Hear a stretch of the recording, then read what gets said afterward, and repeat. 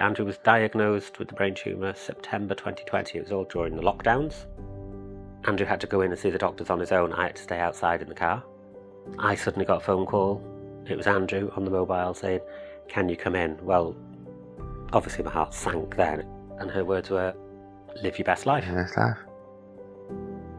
Well, we met in 96? March the 15th, 1966, didn't we?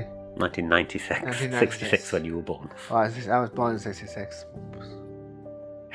So I ended up moving into a static caravan In my in parents' his back. parents' back garden. I used to call it Rose Cottage. Rose Lodge. Rose Lodge. Yeah. Because we had happy times there. It was alright. There used to be comments when you were going into town and stuff like that, and you just try and keep your head down. And so then we got followed by a bunch of lads. It wasn't the most acceptable in them days. They followed us again, didn't they? Yeah. So I said, "I've had enough, we need to leave." So we moved to Manchester because of all the abuse we were getting. We applied, yeah. Yeah. We moved to Manchester, didn't we? Moved to Manchester.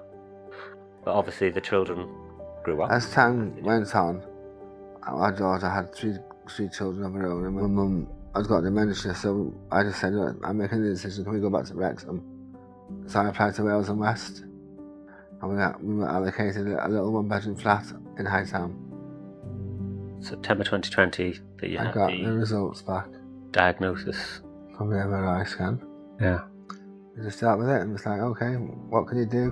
What you can't do? Fair enough. It was just a case of learning to do things differently. Yes, live life differently. Yeah. And then I had a bloody stroke. I contacted housing straight away and said, "Look, my husband's currently in the hospital because he's had a stroke. I need to look at an alternative now for where we live. I need something with direct access." Never thinking We'd be lucky enough to we'd be so lucky to get a bungalow. our bungalow in Sea College. It's perfect. Absolutely perfect. It's beyond perfect, beyond words.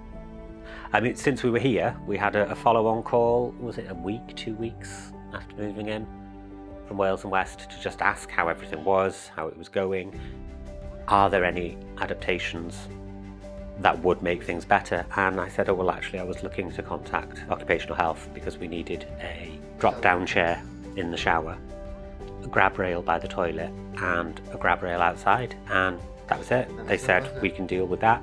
Within a week, Wales and West were out and they were all fitted. This is our home.